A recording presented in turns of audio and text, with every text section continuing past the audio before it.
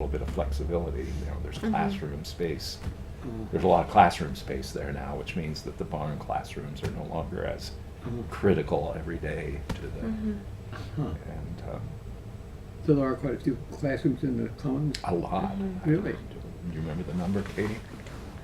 It's like 18, 20. There's, 20 or yeah. something. Right. Yeah.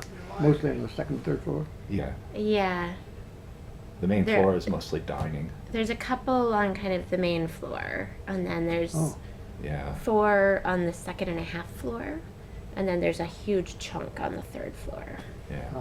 Yeah. And the bottom floor that faces out on Commons Lawn is now Okay. bookstore and a cafe and post office, and Yeah. dining on the next. So Okay, a little informal conversation about Okay. attending the college here. So now we're into CABB Notes for November 2019. And the topic this morning is what my PhD means to me, or means for me. We've had conversations here about all kinds of human necessities like housing and health care and mental health. And we want to make a little plug here for the necessity for education. So we have 2 eminently qualified people here to talk about the need for higher education. I noticed, according to the internet, there's 1.68% of the population is PhDs in this country or something like that. Less than 2%. So if you're in a crowd of 100 people, there might be 1 or 2 PhDs there. So why don't we just begin with you, Katie, and you can just tell us, well, basically is why did you ever want to go to the trouble of doing all the hard work to become a PhD? So, so I'm Katie Montevan. I didn't know I was going to get a PhD until I started applying. So I grew up in kind of a low-income family with a single mother, always pretty academically interested, and went to college and thought I was going to be an engineer, but didn't know any engineers, and so ended up dropping that.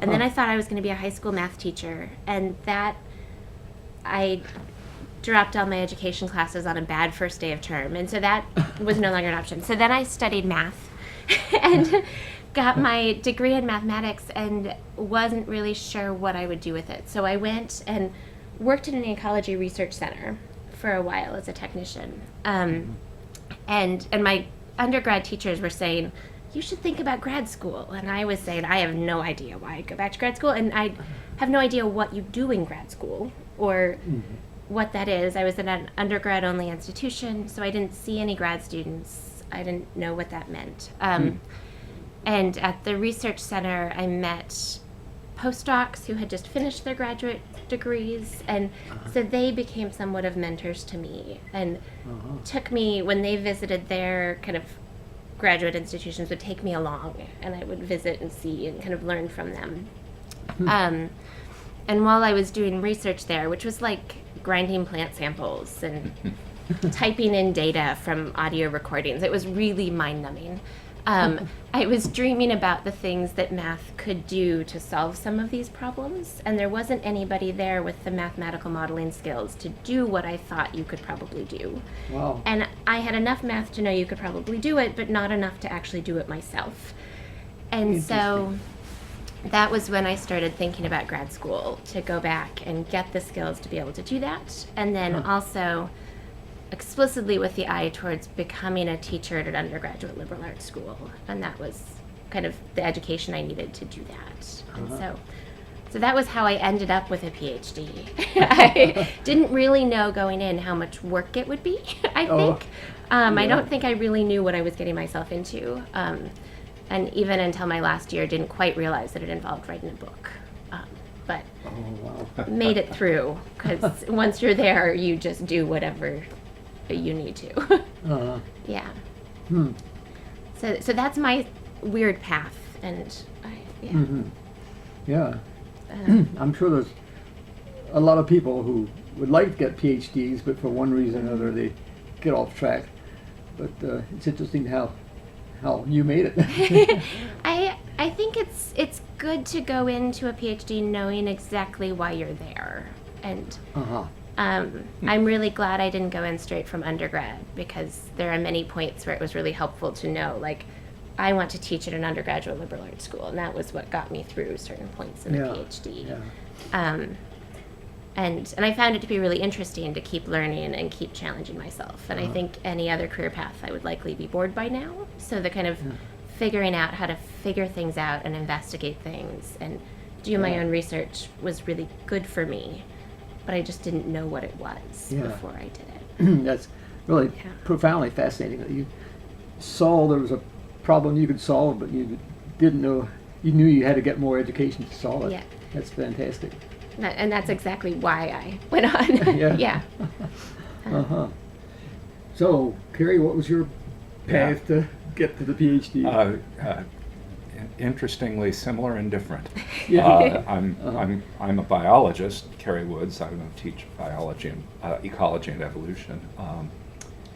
Similar to what Katie's story, and I think in this way we're both rather different than it would be a different story from probably the majority of people that we knew in graduate school, which is that I ended up in graduate school kind of by accident. Uh-huh. Wow. I grew up on a farm in rural western Illinois, and I went to college at a small local liberal arts college. So again, no graduate students. I knew that my teachers had this thing, PhD thing, but I really had no idea what it meant or how one went about getting one. I had anticipated being a teacher, in fact, and because that's a number of my family members are public school teachers in the Midwest, and so that was just kind of the default. I figured I'd do that, but then towards the end of my senior year, I don't know, a couple of friends were doing something that they said they were applying to graduate school, and sort of on a whim, I thought, I'll try that too. So I did not take any time after graduate school, and in some ways I'm lost by that, but I did go straight on to graduate school. And everything about it was a surprise to me. I had always known I liked science, but I thought liking science was just knowing all the facts, reading the science encyclopedias and knowing what the names of things were, and that's fine. I like that still, but in graduate school I learned that I was expected to do this thing called research, and I had no inkling of what it actually meant to do science before I went there. And then I had to do some, and then I had to write it up in a thesis, and it turned out that I actually liked doing it. It turns out that I really enjoy taking masses of data and somehow working with them to try to answer questions. It's a real intellectual pleasure for me. And so getting the PhD was kind of this accidental thing, but one that led me to discover what that science had dimensions I didn't know about that I liked. And in the end, I mean, the PhD itself is, I don't think about it very much, the letters or the piece of paper or whatever. But having it did in fact let me follow a path, which in this I am echoing Katie, where I got to do a lot of fun and interesting things that have not been boring, mostly. Occasionally. And so it's an enabling, it opens some doors, and I think that's probably pretty, I guess what I would say is, unless you're taking an advanced degree for some very particular qualification for some technical job, that's a different thing. But most PhDs are not like that. They are something you do because you're going to enjoy the exploration that's involved, not quite as a means to a specific end. So anyway, that was my path, and I'm now sort of getting ready to retire, which means that in some ways I'm done, but at the same time I expect I'll continue doing research and kind of work that I would never have even thought of doing without having accidentally gone to graduate school. Yeah. Which nobody in my family had ever done either, so it was totally a foreign experience to me. Yeah. Yeah, I always thought that was probably the one of the biggest advantages or benefits of PhD-dom, because you have this drive to just keep on looking further and further and deeper Yeah. into subjects. Well, I do tell my students who are thinking about graduate school that the main, beyond a certain threshold, the main qualification for being a good graduate student and ending up with a PhD and all that is not so much particularly brilliance or intellectual, specialness as much as persistence and commitment, knowing that that you're going to be able to stick through this kind of long, and for many people it'd be a very dreary and tedious thing. Mm-hmm. So you've got to be the kind of mind and the kind of interest that makes it interesting and fun to do in its own right. And if you're willing to do that, getting a PhD is mainly a matter of just sticking to it and persisting. Mm-hmm. And some level of curiosity. Yeah. I would add it. Well, you but, can't stick yeah. to it and persist if you No. have no curiosity. It would be deadly. Yeah. Yeah, and I often think about the process of kind of graduate school as learning how to really learn things for myself and figure out when I know things well. And so since then, I have been able to expand out into new areas that I have never studied before and teach them and learn them and add them to my skill set. And it feels like graduate school really taught me how to do that, how to pick up a book and figure out how do you do Bayesian statistics when you've never been taught it. And like, Yeah. how do I figure this out deeply and well and really rigorously without somebody else directing me on how to do that. Mm-hmm. And so I think for me, that was the big thing that grad school taught me. Like I have this document that says that I'm done, that says that I can teach in college, and that's really nice. But the biggest thing I learned was that kind of stick-to-itness and the just persevere until you get something done. And this other piece of having the confidence to kind of figure things out for yourself and dig into that hole and find the journal articles and figure out what is actually there. Yeah. Yeah. So can you think of some people along the way who have helped you to persist in this? Other mentors or teachers or So who you?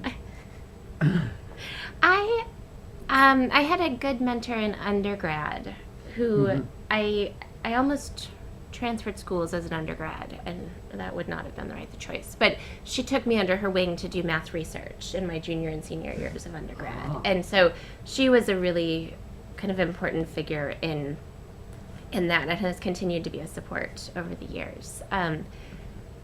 And when I was in grad school, I definitely found mentors. And my committee, PhD committees, sometimes are really straightforward and easy, and sometimes they are really not. And mine was not. I couldn't find somebody to mentor my work that was doing what I wanted to do, and so I found somebody who could mentor my work but wasn't qualified to be the chair of my committee. So somebody else was the chair of my committee that I wasn't actually working with, and then things got a little rocky, and I had to shift to somebody else. So it was complicated, and there was somebody in that moment who took me under their wing and didn't know any of the math, but knew the biology side of it and could really kind of mentor around the writing and the finishing and help me get through. So there have been a lot of people. And when I started at Bennington, I joined a kind of new faculty program for faculty in mathematics and was connected with a mentor there who's a faculty member at another school, which was really invaluable to have a mentor who was 5 or 6 years ahead of me, who I could bounce things off of and talk to. So I think at every point it's been important for me to have those people. Yeah. Yeah.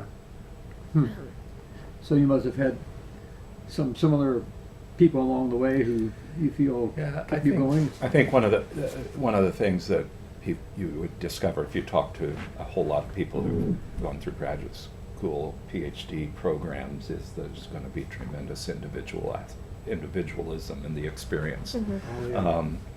Oh, yeah. And I guess, yeah, of course there were a lot of people from whom I got a lot in graduate school.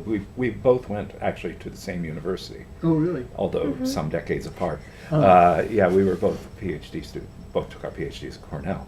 Mm-hmm. But I guess I would say my most important mentors in my case came after. Mm-hmm. Katie Oh, points to interesting. her undergraduate school. Uh-huh. Mm-hmm. I had, after I finished my PhD, I did, ended up doing several years in postdoctoral research and teaching jobs before coming to Bennington, Mhm. 6 years after my PhD. And the people who I worked with as a postdoc were probably my most important scientific mentors, Uh-huh. partly because as a graduate student I worked very independently. I did not work with a faculty member on my research. My research was Hmm. pretty freestanding, but as a postdoc I was working quite closely with Uh-huh. these people. So I learned more about doing science and doing research in some ways Mhm. from them. What I was most surprised by in graduate school, in starting graduate school, though I think, and this kind of points to that, well, really two things. One thing I was totally surprised by, and this is something maybe your listeners should know, at least in the sciences, going to graduate school is not something you pay for. Yes. I thought I was going to have to pump gas to pay my rent, but going to in the sciences and some other fields, but especially in the sciences, going to graduate school is a fully paid job. Mm-hmm. You Oh. don't pay tuition and you get paid. It's not a Uh-huh. good paying job, but it is No, fully but it's an paid. okay paying Yeah. job, you know, not bad for a 21-year-old kind of Not thing. bad. Wow. But the other thing that really surprised me, my only experience of college was an undergraduate experience where what do? You take courses, you read textbooks, you take tests. Mhm. None of these things are a very important part of your graduate work. You take some courses, Mm-hmm. but to some extent your advisors and teachers are telling you, giving you a pretty strong message in some cases. You got to get past that. Mm-hmm. And they actually reach a point where they discourage you from taking more actual courses because you need to start doing your own work. You need to create your own research. You need to implement and execute that. And that was really surprising to me, rather traumatic, to tell you the truth, because I was good at taking classes. Tell me what I need to learn and I'll learn it. And now I'm told, now you need to figure out what it is you need to learn, and then you figure out how to learn it. Mm-hmm. Yeah. It's like what you said about you need Bayesian statistics, you learn Bayesian statistics. I learned how to write Fortran programming code because I had to do my data analysis as a graduate. I never took a course. Uh-huh. So this was a really different attitude, and Yeah. one that after I got over the initial shock, I really liked. Uh-huh. And in fact, it's one of the reasons I like teaching at Bennington, is we sort of work with the undergrads and more in that way, Yeah. perhaps. Yeah. Mhm. And partially for me also was shifting from that kind of undergraduate, I need to get A's and everything, Yeah. to the graduate level, I need to learn this from this class. So I would take some classes I would take for grades. Mhm. Some I would take pass fail because I needed that to like motivate myself to go. Yeah, yeah. And to get what I needed out of it, but I didn't need to do the level of work I would do if I was taking it A through F. And some I would audit because I didn't want to do any of the work, or I just wanted to do the pieces I needed, and I wanted the experience of going into the field in wetland ecology, but not reading or writing essays. So there were different pieces I was trying to get really targetedly out of my courses, and that shift from kind of trying to do perfectly in the course to really knowing what you want to get out of a course. And that's something that we do at Bennington a lot, Yeah. is kind of with students, they're coming in with a much clearer idea of what they want to get out of our courses Yeah. than At least we I want them think to. undergrads at other schools often are. Some of That's them right. are. Yeah. Yeah. Yeah, it was another adjustment to realize that the grades I was getting in the courses I did take as a graduate student really were not, nobody was really paying attention. Huh. I mean, I suppose if I'd failed classes, that would have been an issue. But you know, your committee, your advisors, they're not looking at your grades and the courses you're taking. They're saying, you know, are you learning what you need to do, to get from that course to move forward in your dissertation work and your research. And some of them are even concerned if you get A's because you're putting too much You're putting effort too much into your effort. course and not enough into your research and Yeah. moving things wow. forward. Like, I've known of advisors who are like, why are you getting A's? Like, Mhm. Huh. you should be working on this other stuff. Fascinating. Uh-huh. Yeah. Yeah, we had a daughter who went to Hampshire College, and at least I thought it was a sort of a interesting approach where basically the student was supposed to create their own curriculum Mm-hmm. and Mhm. decide, you know, what they should do on their own. Mhm. So she did a lot of swimming and music and yeah. So in your teaching experience now, do you see students coming along who say, well, they might be a PhD candidate, or they might have the motivation or the focus, or We have students who come in saying, I want to go on to a PhD. So I always get those that in their Oh. first term, they're like, I'm going to do a PhD in Yeah. this. And I'm like, let's just see how Step back. things go and enjoy your time here and try some things and then see where it leads. In their later years, then there are students who will start to kind of have interest in graduate school. Those aren't. There are also others who aren't as interested in graduate school, but could really do well there, and trying to make sure that we're talking about what graduate school is and what it's like and our experiences there, so students know what that is, and that they could do it if they decide they want to. My advice to students always is, don't go back to grad school unless you need it. and unless you find a reason that you really want to be there. Like, I tend to advise against what Carrie did, of the just go because it's So the do next I. step. But there are certainly students who have the kind of intellectual curiosity and have the aptitude and the ability and the drive and the ability to figure things out that really do well in grad school, or could do well in grad school when or if they decide to go. And Yeah. sometimes they come back years later and say, now I'm applying. Can you recommend me? I say, Oh. sure. I've got one of those I have to write a recommendation letter for That's this pretty week. common. I, Huh. in fact, have one as well right now who graduated 3 or 4 years ago, who's applying to graduate school. Actually, I think it's quite interesting that if you look at the students who end up going to graduate school from our undergraduates, and if you go back to when they first arrive on campus, who expresses interest in going to graduate school, those are not very closely related sets. They tend to, some will stay, but but there's a lot who for whom it was not part of their thinking when they started, and end up deciding that it is a good idea for them. And I guess I wouldn't say that I went to graduate school because it was the next step. It was because I never even viewed it that way. Yeah. It was just something that occurred to me. It might be interesting, but things have changed a lot since then. And one of the things that I definitely think about when I'm talking to students about applying for graduate school is that I went to graduate school right at the end of the time when a PhD, you could walk out of the door with your PhD and really expect there to be a job for you. When the people who finished their PhDs 2 or 3 years before me were getting job offers without even having to apply. By the time I graduated, that had already changed. I had to send out a lot of applications, and now it's even much more competitive than that. There are many more PhDs granted in the U.S. than there are positions of the kind we've been talking about, especially academic and research positions. So what I tell students who are interested in science and maybe being researchers and maybe going to graduate school is what I said earlier. Going to graduate school in the sciences is a thing you can treat as an interesting and it's a job. It's not something you're going to lose by doing, because you're not going to make more debt or anything like that. Mhm. If you think you would enjoy it, and I'm not even going to say this to them until I think they would enjoy it. If you think you would enjoy it, then by all means go for it. Mhm.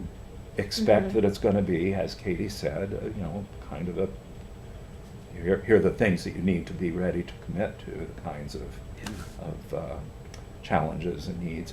And then it will be what it will be. You should not go to graduate school if you see it as a stepping stone to a definitive and clear-cut career path, because that's just not something you can count on. Mhm. It might happen, but you can't count on it. So it's become a little bit more of a complex scenario than it used to be. Yeah. Yeah. Huh. And one thing you said, my brother was a PhD and he taught biology, and he took great pride in the number of his students who did well at some big medical school in Philadelphia. You know. Yeah. Uh-huh. Well, yeah, we all take a lot of pride in our students who've sort of followed in our footsteps in a way. And I was just doing the other day, sort of going over my mental list of students who've gone on and done interesting programs and graduate programs in ecology and related fields. And that is rewarding. I do take pride in it, but at the same time, I have to remind myself that, if every PhD in ecology generated another 10 PhDs in ecology, we'd be very soon overrun with, and there aren't that many places for them. So they don't all end up going into academia. I have several students who've gone on to graduate school and are, they're working in rather different career paths. And I don't think any of them regret having done the science graduate work.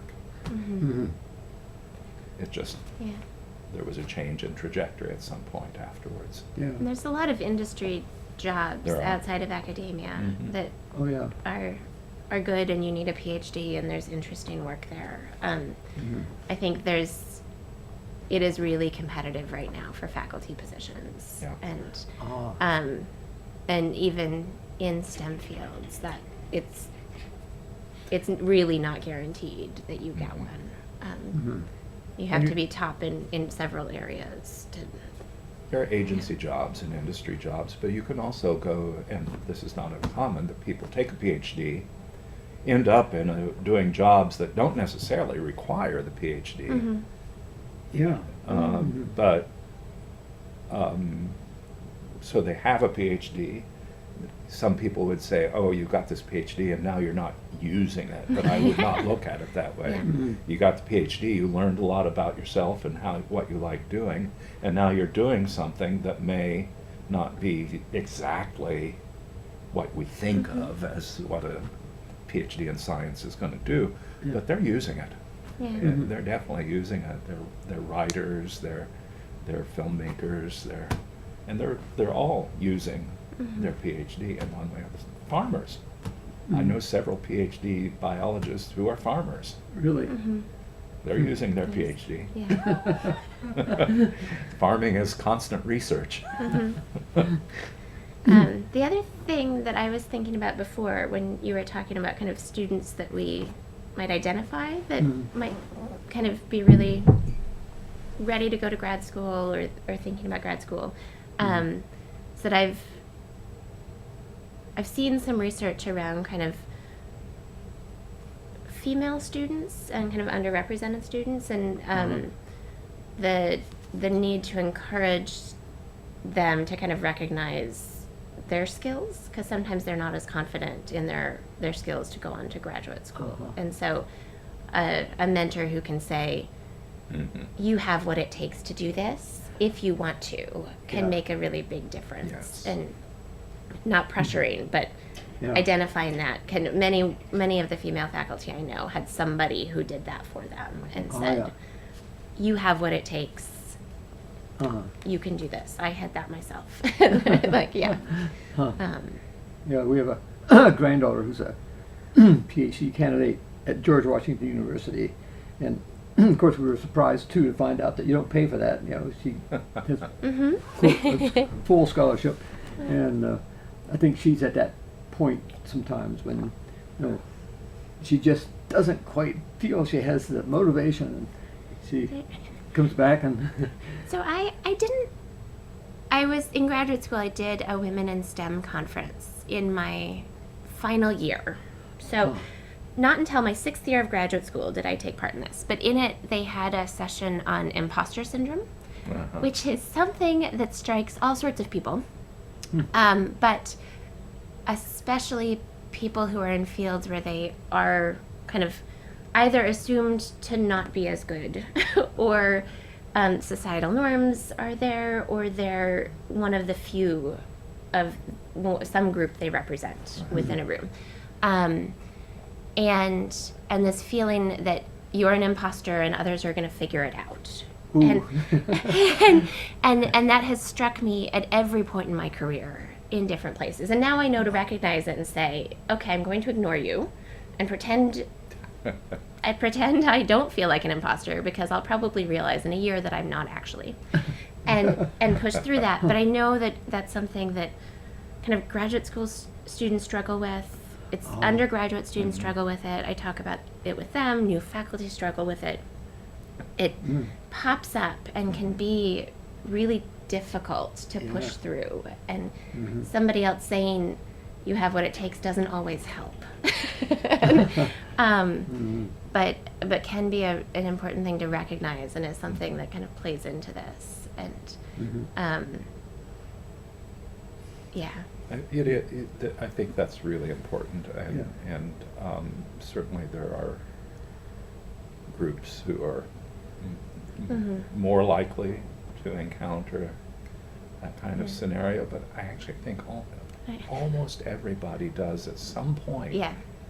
When I couple of months into graduate school, I was pretty oblivious to a lot of stuff, which probably helps with respect to imposter syndrome. But one thing I realized about 2 or 3 months in was practically everybody I was going to graduate school with was an alum of an Ivy League college institution, right? There were a lot of Yaleys and a lot of Dartmouth. There were students at Cornell at the time I was a graduate student, and the thing that made me aware of this was my impression was they all felt as though, well, of course this is what I was intended to do. And I mean, they were good, and they were good friends, but it was still a kind of a thing and none of them ever really acted in a sort of dismissive way. So a lot of times the syndrome is very self-imposed, but it's not always, but sometimes. But the other thing I figured out, so in my first year of grad school, it felt like everybody else had everything together. They all knew exactly what they were doing. They knew so much more than I did. And I was the one, like, always asking for help and bringing things down. And I had this group, like, study group, where 3 of us worked together, which helped, because we would all talk about the things we were struggling with. But when we got to our 5th year, we were looking back, and they were like, you had it all together. And I was like, no, I did not. You all did. But you kept asking those intelligent questions. You must have had it all together. And so that is something I talk with students about, is that, like, number one, the people who speak most confidently, I have figured out, do not always know what they're talking about. And it can be really hard to stand up to somebody who sounds really confident and say, no. Like, there was an older grad student who usually knew everything, and we went to them with a question, and we said, like, we're struggling with this, and he said, oh, that's trivial, and sent us away. And we worked on it, and then we went back to him, and we were like, no, this is not trivial. Like, this is what we've got. And he was like, oh yeah, that's not trivial. And there were those moments that all of a sudden it started to be clear that challenging those who usually knew what they were talking about, but not always, or were overly confident, was something I needed to figure out how to do. Yeah, I see it with students all the time now. Now with a different vantage point, it's really easy to see where the confident ones don't always know the best. Yeah. So how, what about the public perception of PhDs? Do you have any feelings about, what's coming your way that way, or what did or will, or? I don't know as I really. I guess I may be oblivious, but I don't feel. I don't have a lot of sense of a public reaction to PhD-ness per se. People sometimes. I travel in very few circles where we actually use like the formal address. Nobody calls me doctor. No. And that's partly this Bennington as an institution has always had this sort of very hierarchical, non-title recognizing attitude. But even outside of that, within the scientific world in general, people tend to not be very concerned about title. And there are exceptions, but by and large. So I don't really end up in many circumstances where I'm actually thinking about or aware of attitudes towards the PhD. I don't know. What do you think, Katie?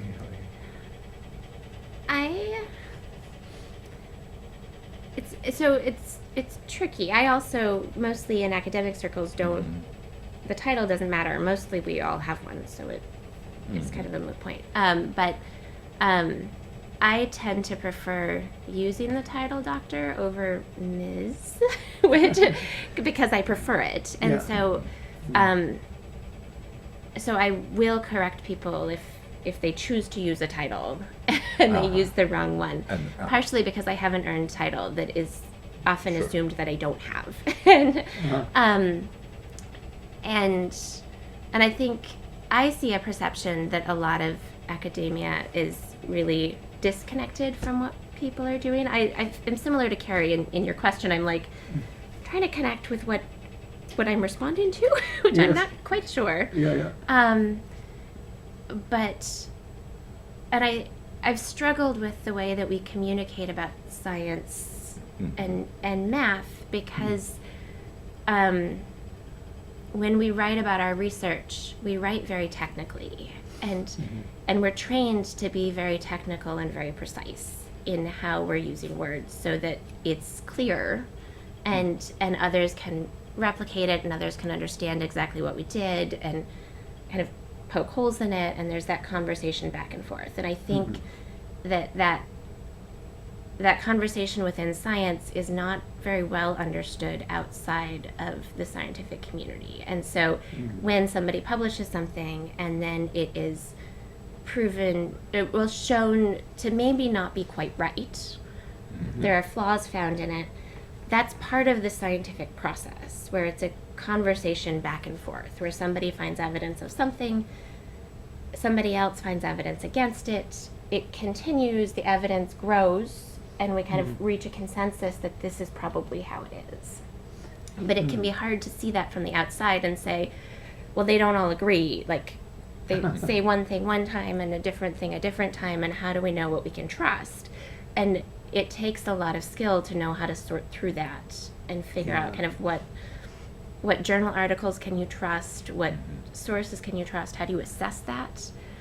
How do you read this conversation and put it in context and figure out kind of where things are landing? In mathematics, we have the benefit that, like, you build things up like building blocks, and you can prove one thing and you know it's proven based on everything before it. And science is not so much that way. No. Like, and I bridge right between the two. So I teach math, but I publish in biology journals. And so I do a lot of mathematical biology that is very logical and mathematically based, but also in this realm of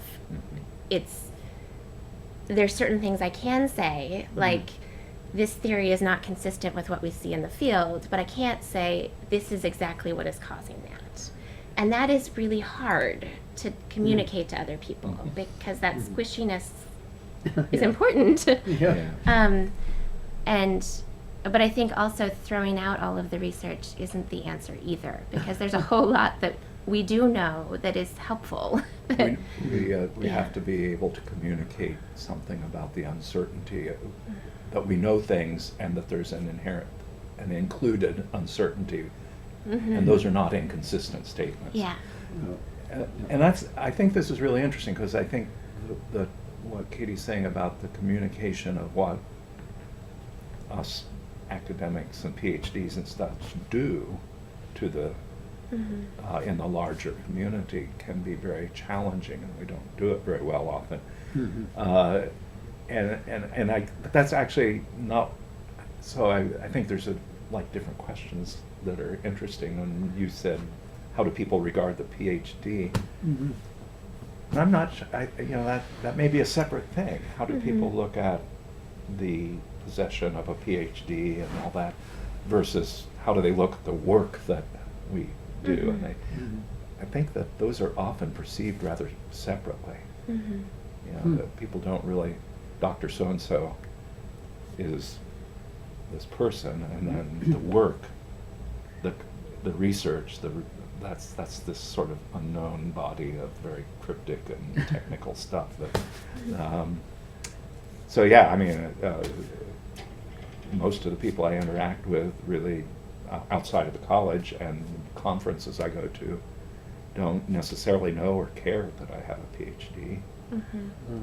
But then if I started talking about my work, there would be a kind of the conversation would have to take into account all of this stuff that Katie's talking about. Yeah, my brother had an interesting situation. He's working for Rodale Research Oh yeah. in Yeah. MAS, Pennsylvania. And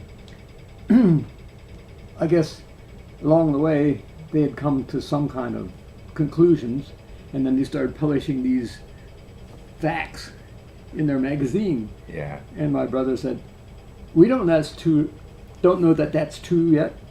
And I guess there was such an altercation that he just quit. Oh well, You know, he said- I can understand that. Yeah.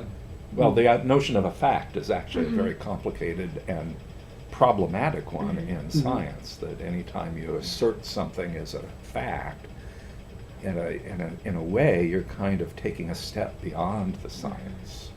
And we do that, but I think it's important to understand that that's what's going on. And so if somebody takes your research, it's full of these interesting ambiguities and uncertainties, even though you've learned a lot, Yeah. and then says, what we've discovered is this fact. And it feels like well, it is a misrepresentation in a way. It can easily be a misrepresentation of what you've done, and that's often what's happening when there are people or publishers or employers who have agendas that Yeah.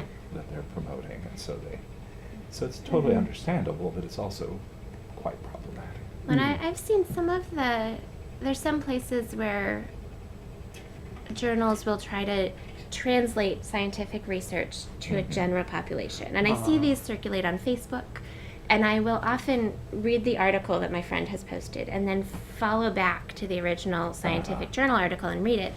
And they're not always wrong, but they're very, very often, almost always misleading and leave out important details that if you're not paying attention, you don't even notice that they've left them out, because they're things like, instead of having this study happen in a human person, this study happened in a petri dish.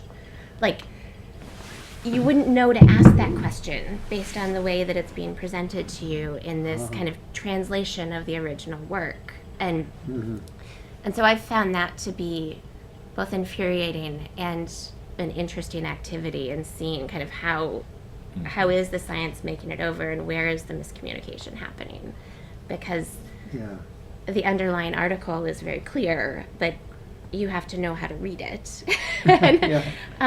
And the way that it's being kind of portrayed and quoted is not fully honest in what is coming across, and that's really tricky. Yeah. Yeah. Yeah, I think that's sort of a commentary on news these days. You know, Oh, people certainly, yeah. don't really try to home in on what's really going on. They just get some, you know, word or some concept that Mhm. you know they just what happens. The person just leaves rationality and goes into emotionality or something about it. Well, yeah, there'll be some passing comment or finding that resonates with some position they really are already predisposed Yeah. towards, and they adopt it, and Mhm. and we see that, yes, we do see that in the news, and it's particularly true as we have more and more sort of current and pressing issues, news and political issues that are actually grounded in some way in scientific understanding, climate change, environmental issues of all kinds and such. And Yeah. sure, they're full of these kinds of dilemmas, and there is no easy way to resolve them. Mhm. So, can public education help all students have more of a PhD focus on Yeah. looking at issues? Or Yes. I would love, and maybe more on the like, how do you figure things out? Yeah. Like in mathematics, instead of the focus on, I'm going to show you how to do something and then you do it on similar problems. How do we figure things out for ourselves? And some teachers are doing this really Yeah. beautifully, but I think on a whole, there's a lot of room for more kind of teaching about how do you assess something, how do you figure something out for yourself, and I think the frustration for a lot of scientists with is very similar. I mean, as Katie said earlier, math and science are related closely but different in some fundamental ways. But it's gotten worse in some ways because of this increasing emphasis in public education on testing as a tool for evaluating where students are. Testing, and the kind of testing that this involves is usually very formulaic in sense of saying what pieces of information that we've had can you echo back to us. And I'm not against people learning lots of pieces of information. That's valuable, but what is really often missing, and what I would really like to see more of in all levels of education and science, is more of an emphasis on how we come to know these things, how we learn them, as Katie says. And in doing that, you can't help but reach some understanding, and this is not easy, but it's what the target needs to be, some understanding that this thing we call science is actually an evolving thing that's contingent on where we are now and how we've understood things, and is always going to be it's always going to be subject to more sophistication, to greater insight, to improvement. Some of the things that are in the textbooks now are wrong. That's just the nature of science. You can never be sure that you're right. That's maybe the single thing I would like to get people to most understand is that we may be pretty confident, we may have a lot of depth of understanding, but we can never actually be absolutely sure that we're right. It's really true in general, but it's especially true in science. And if people could there's a kind of a humility that you have to adopt to be a good scientist. I might be wrong. yeah, I don't think I am because but everything I've seen that says kind of this. thing. Yeah, And- exactly. And so I think that goes back to what you were talking about, your brother's experience with Rodale. This shows this. Yeah. Yeah. mathematics may be the one exception, Yeah. but Right. but there's like the thing that I think people don't understand about mathematicians is that it takes a lot of creativity Yeah. and preciseness, and a lot of mathematics. But we can say, if you assume this and this and this, then this is what is there, and you can prove that step by step and in a way that nobody can argue with, because we have this whole structure there that builds up. And so in math we do prove things, but it's very clear what the assumptions are. But only if you start with assumptions. Only if you start with assumptions that That's are right. clearly set out. and build on them. But I think people don't recognize and I don't think you get it until, at many schools, junior year of undergraduate, the creative side of mathematics, or the kind of generative side of what doing mathematics actually is, beyond kind of the Simple function. yeah. And so I'd love to see more of that. I think we need to look at the K through 12 education. Students are not coming in prepared for college, and it is, certain schools I'm sure are doing really well, but on a broader scale, there's some big questions there, and I don't think we're generally preparing our students well for college. And I haven't been at it long, but it feels like there's even been a shift within my 7 years. It's not just that we're not preparing them well for college, that's true enough, but I think in a lot of ways we're not equipping them to appreciate how interesting stuff is. Yeah. Right? If you don't get to the creative part of math until you're a junior in college, and if you don't come to a realization that what the core of science is about is discovery for yourself, those are exciting, those are fun things. But if you spend many years of education simply being drilled on the things we already know, or the techniques of math that we've that are and the speed test. Boring. Yeah. And speed testing, speed has nothing to do with actually doing mathematics. And so these can you quickly regurgitate things? That turns students off to mathematics that otherwise could do really well. And we see them come into Bennington, and we will, in intro classes, I'll be working with them, and they'll say, oh, I'm bad at math. I've always been bad at math. I took this because I wanted to confront that, and we will dive into this figuring things out, and they will have such a knack for it, and they will fall in love, and then we get a new mathematician, and that is so fun, but also so frustrating that that is what most people think mathematics is. Because for every student that actually makes that discovery, think of how many hundreds we miss. Yeah. So years ago in this program we had Irving Adler. Did you ever hear of Irving Adler? Well, he was a local mathematician, I guess, and scientist who was blacklisted under the McCarthy era. And his main point was mathematics has to be fun.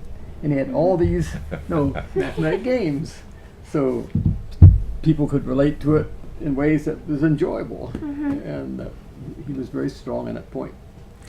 Yeah, it's not always fun. But